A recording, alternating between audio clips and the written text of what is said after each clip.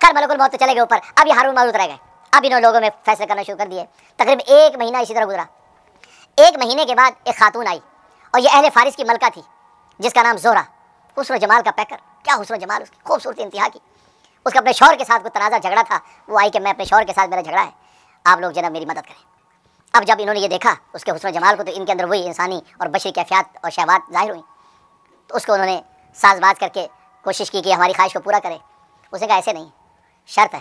کیا شرط؟ شرط یہ کہ تم میرا ایک بت ہے، وہ میرے اس بت کو سجدہ کرو۔ میں نے کہا نہیں نہیں نہیں، یہ تو ہم نے اللہ تعالیٰ سے کمٹمنٹ کیا، سجدہ نہیں کریں گے، شرک نہیں کریں گے۔ کہ ٹھیک ہے مرضی ہے، چلی گئی۔ اب یہ لوگوں کے عدل و انصاف کے کاموں میں لگ گئے۔ پھر ایک عرصے کے بعد پھر وہ آئی۔ جب پھر آئی تو پھر انہوں نے پھر اس کی بات سنی، اور اس کے بعد پھر یہ مطالبہ کیا، خواہش ظاہر کی۔ انہوں نے کہا جی ایک شرط ہے۔ کیا شرط؟ یہ کہ تم میرے شوہر کو پہلے قتل کرو، اس کو راستے سے ہٹاؤ، اس کے بعد پھر کام ہوگا، ایسے تو نہیں، مشکل ہے، شوہر ہے میرا۔ انہوں نے نہیں، ہم نے اللہ سے کمٹمنٹ کی، قتل نہیں کریں گے، یہ نہیں ہو سکتا۔ ٹھیک ہے مرضی تمہاری، جیسے آج کا کہ اپ ٹو یو، چلی گئی۔ اب لیکن ان بیچاروں کے دل میں صبح شام خیال اس کا آئے کہ یار کیسے خواہش پوری کریں اسے۔ تیسری مرتبہ پھر وہ آئی کچھ عرصے کے بعد، پھر جب آئی اسے اپنا مدعا رکھا، بات ختم ہوئی تو پھر انہوں نے خواہش ظاہر کی۔ انہوں نے کہا کہ نہیں میری شرط ہے۔ کیا شرط ہے؟ شرط یہ ہے کہ شراب پئیں، شراب اگر تم پیو گے تو پھر میں راضی ہوں، پھر تو اپنی خواہش پوری کر لینا۔ اب ان دونوں نے آپس میں مشورہ کیا کہ یار شراب تو چھوٹی معمولی چیز ہے، شرک بڑا گناہ تھا، قتل اتنا بڑا ظلم تھا، وہ شراب تو یار معمولی چیز ہے، چلو یار شراب پی لیتے ہیں۔ انہوں نے کہا ٹھیک ہے شراب ڈن، چلو اس کے گھر چلے گئے۔ اس کے گھر چلے گئے اور اس نے اس کو شراب پلائی، اور انہیں شراب کو معمولی سمجھ کے پی لیا۔ لیکن شراب تو ساری برائی کو جڑ، شراب جیسے پی وہ تو آپے سے باہر ہو گئے، مدوش اس آپے سے باہر ہوئے، اسی حالت میں اس نے اس کو اپنے شوہر کی طرف متوجہ کر دیا ادھر، اور جناب اس کے شوہر کو وہیں قتل کیا اور اپنا بت سامنے رکھا، اس بت کے سامنے سجدہ بھی کیا، سجدہ کیا، اور اس کے بعد اس عورت کے ساتھ مبتلا بھی ہو گئے۔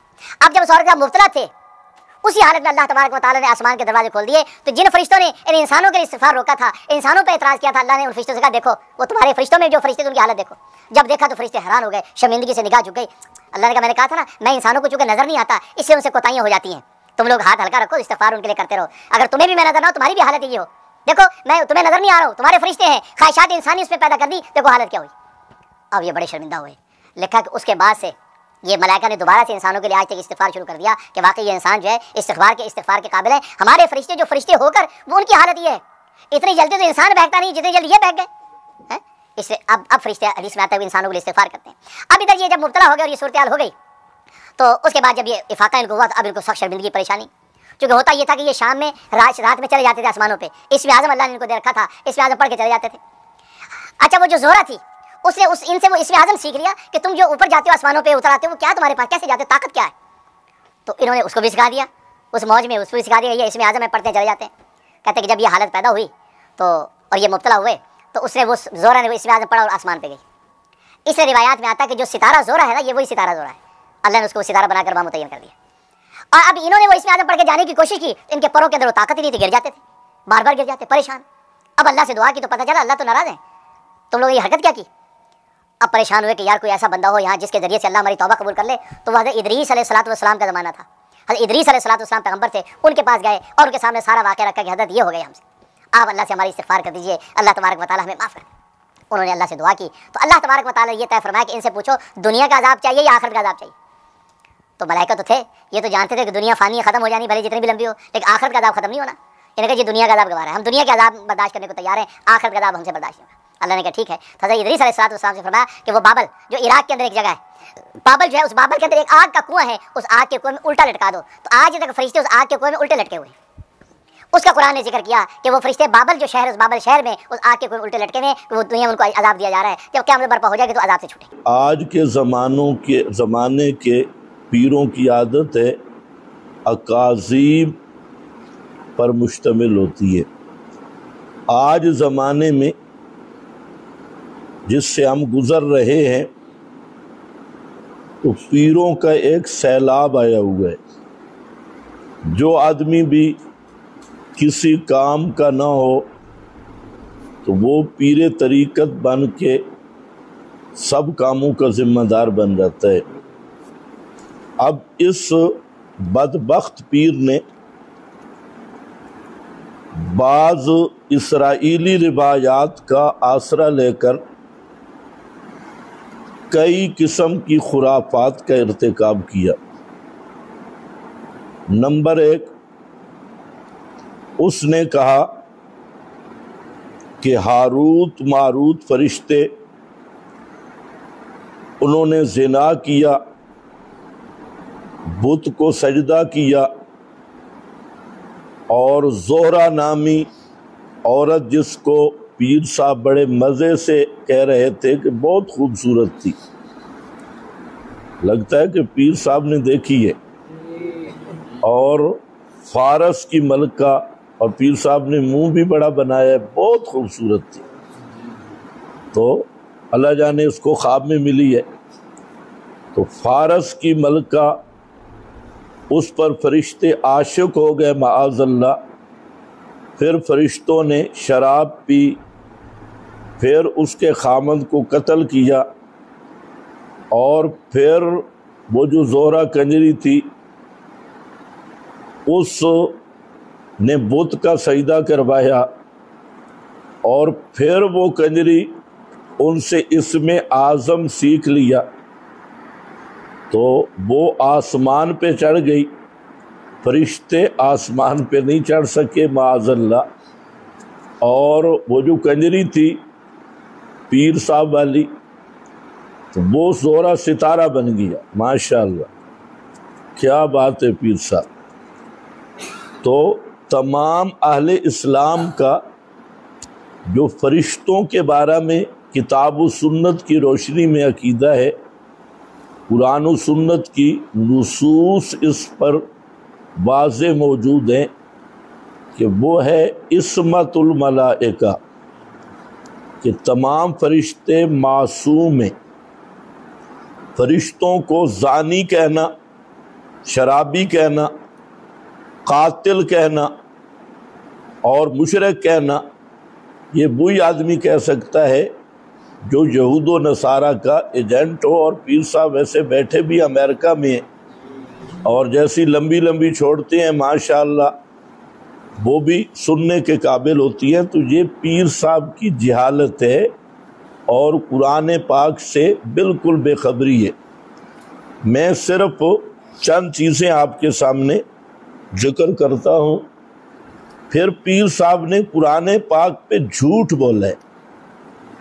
اس نے کہا کہ قرآن میں ہے کہ وہ فرشتے کنویں میں الٹے لٹکے ہوئے ہیں اور ان کو عذاب دیا جا رہا ہے۔ یہ کس آیت میں ہے؟ اور پیر صاحب کو معلوم ہونا چاہیے کہ جو اللہ پر جھوٹ بولتا ہے، قرآن پہ جھوٹ بولتا ہے، وہ ومن اظلموں کا مصداق ہوتا ہے۔ تو پیر صاحب نے جو قرآن پہ جھوٹ بولا ہے، قرآن پاک کی کوئی ایسی آیت نہیں ہے جس میں یہ مذکور ہو کہ فرشتوں کو عذاب ہو رہا ہے اور قیامت تک ہوتا رہے گا اور کنویں میں الٹے لٹکے ہوئے ہیں۔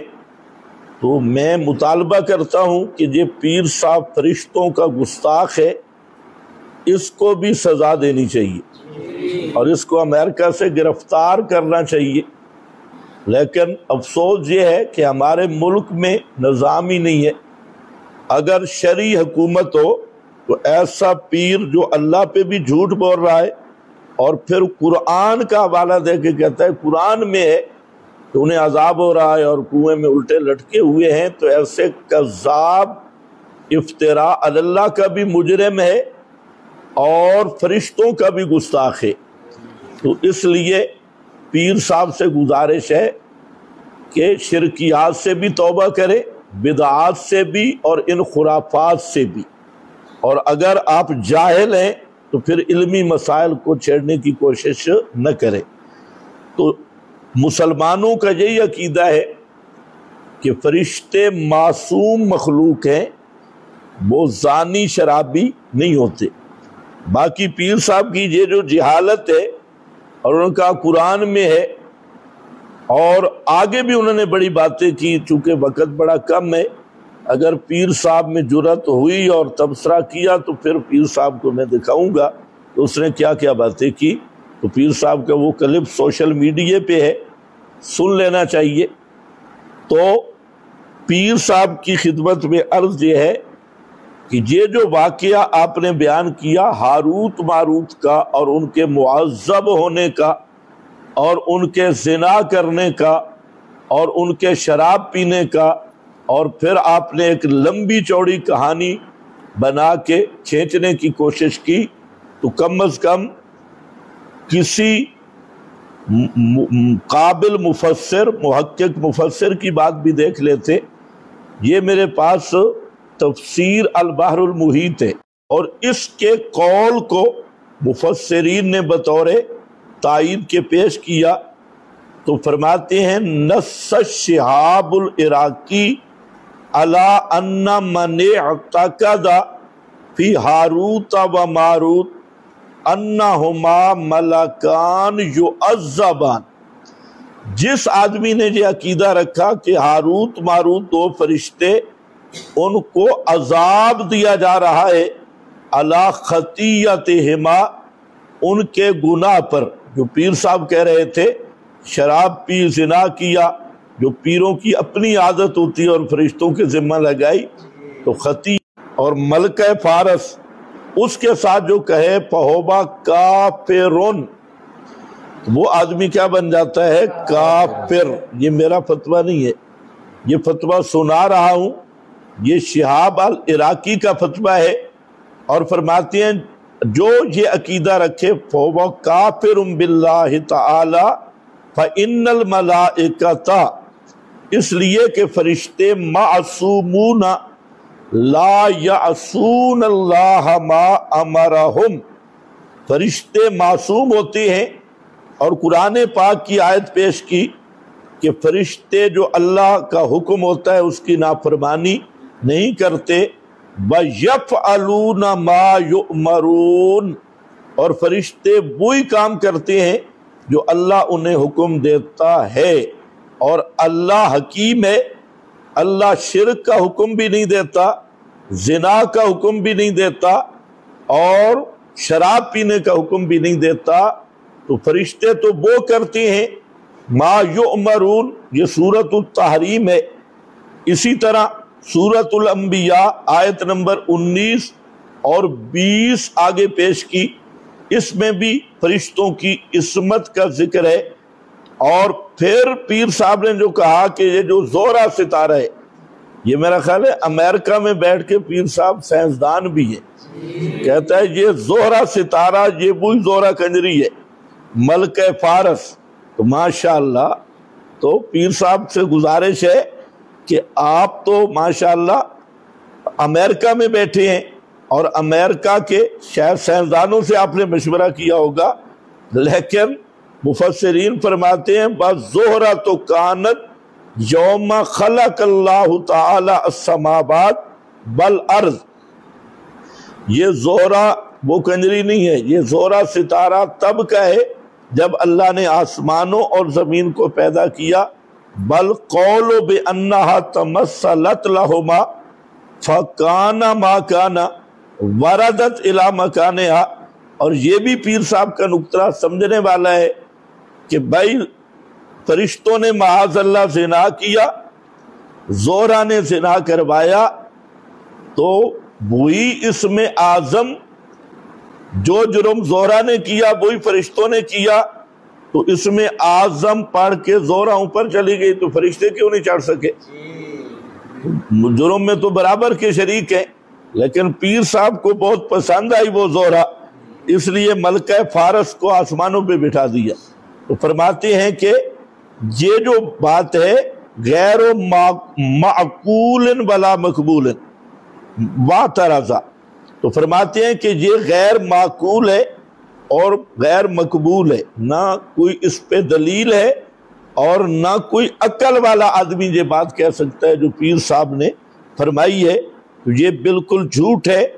आखिर ये अल्लामा आलूसी रहमतुल्लाह अलैह की इबारत में पढ़ रहा हूँ, पीर साहब रूहुल मानी जरा देखें, और आखिर में सुजूती की बात उन्होंने की। सुजूती जिसको मौलाना सरफराज खान सफदर साहब ने खुद लिखा हातिबुल लैल, तो अल्लामा सुजूती मुस्तकिल मुहद्दिस नहीं है, नाकिल हैं और रतबो याबिस के नाकिल हैं।